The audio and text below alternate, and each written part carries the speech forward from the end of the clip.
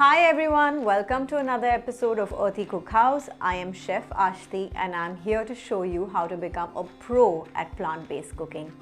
At Earthy Cookhouse, we bring you the best plant-based recipes from around the globe.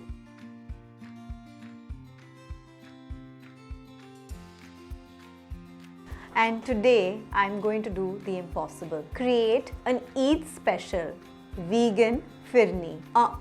A mango vegan Phirni.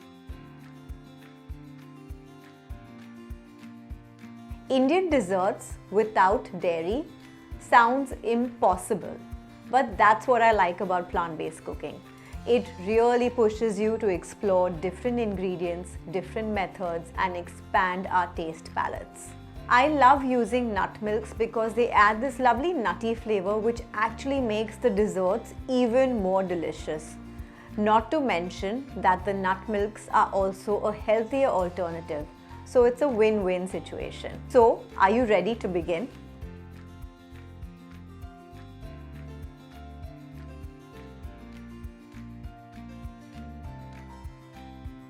For this recipe, we will need 1 liter of Borges rice and walnut milk, handful of cashews soaked in hot water for 2 hours or overnight. Soaking cashews makes it much easier to blend it into a creamy paste. 1/4 cup of some basmati rice which has been soaked, or you can use any white rice. 1½ cup of fresh mango puree. I've used Alfonso mango, but you can use any local variety. A pinch of saffron. Saffron adds a lovely flavor and aroma in Indian desserts and I love using it. A little goes a long way, so we don't really need too much.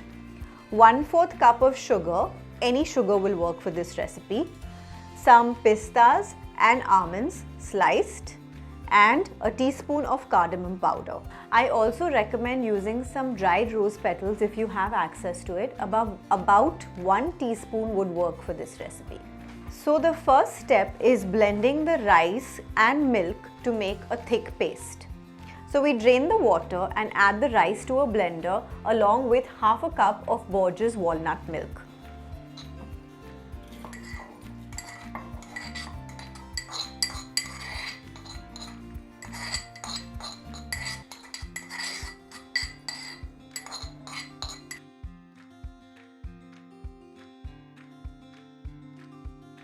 Now blend this into a coarse paste.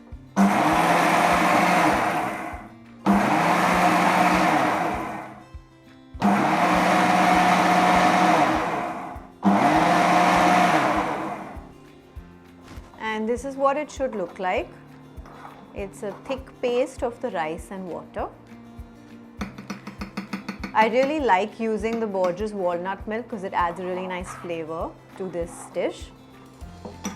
So I'm going to add in the soaked cashews now.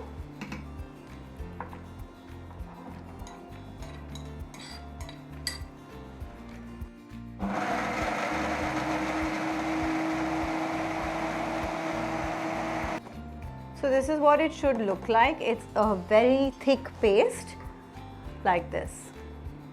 Now we can keep this mixture aside and start cooking our milk mixture. Now it's time to heat up the rest of the milk. So add the walnut milk to a pot and bring the milk to a boil. Stir frequently so it doesn't burn.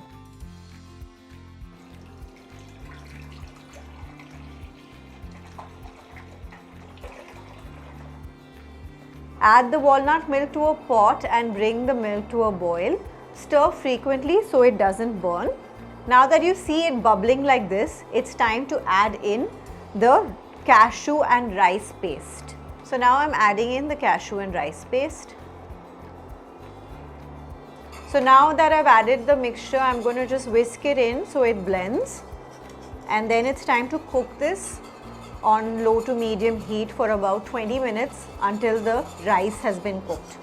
At this point, I'm also going to add some saffron strands.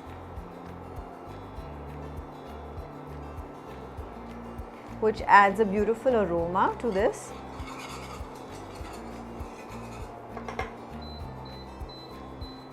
So once it comes to a boil, I'm going to cover it and let it simmer for about 20 minutes. Keep stirring the pot slowly and patiently.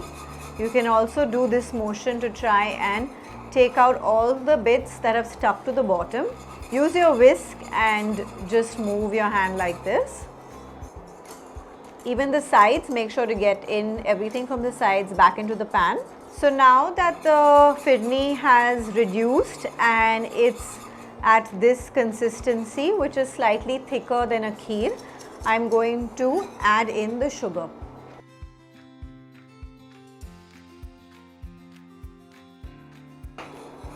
And cook for another few minutes.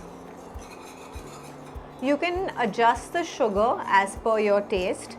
And here's a quick tip. How do you know when to switch off the heat? You don't want it to burn or be liquidy either, so stop exactly when the phirni is thicker than kheer and thinner than rabdi. So this is where we are now, and I'm going to switch off the heat. And at this point, I'm going to sprinkle some cardamom powder, our chopped nuts, pistas and almonds,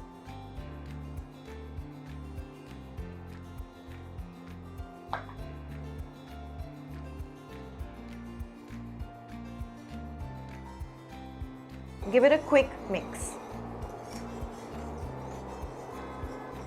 I really love using different nuts, spices and special ingredients like saffron and dried rose petals in Indian desserts. I think that's what makes them unique and so delicious. So now let's remove the pan from the heat and let the phirni cool down until it's comfortable to touch. So guys, the phirni has cooled down and now it's time to add our fresh mango puree to it and mix it well.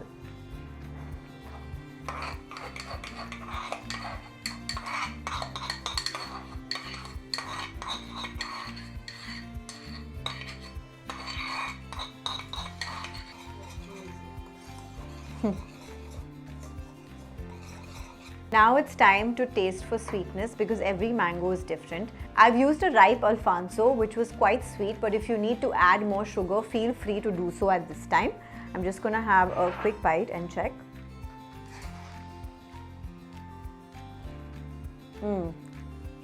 It's perfect. So now it's time to transfer the mango phirni into some ceramic bowls.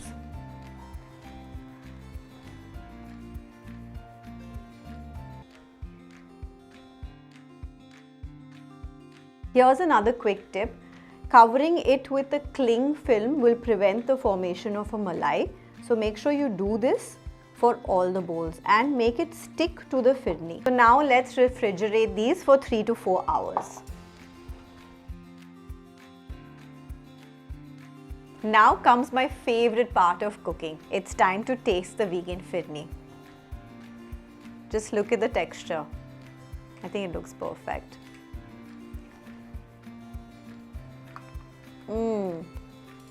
It's so good. I love the crunch from the nuts, the perfect sweet and tanginess from the mango. I guarantee that if you make this for your family once, they're going to keep wanting more. So folks, thanks for sticking on, and if you've been following along, it's time for some self-appreciation. Making desserts does take some patience, but at Earthy Cookhouse, we're here to make it easy for you. Will I see you on the next episode of Earthy Cookhouse? I hope so. And now it's time for me to request you to subscribe to our channel and click on the bell icon so you know exactly when the next one comes out. See you!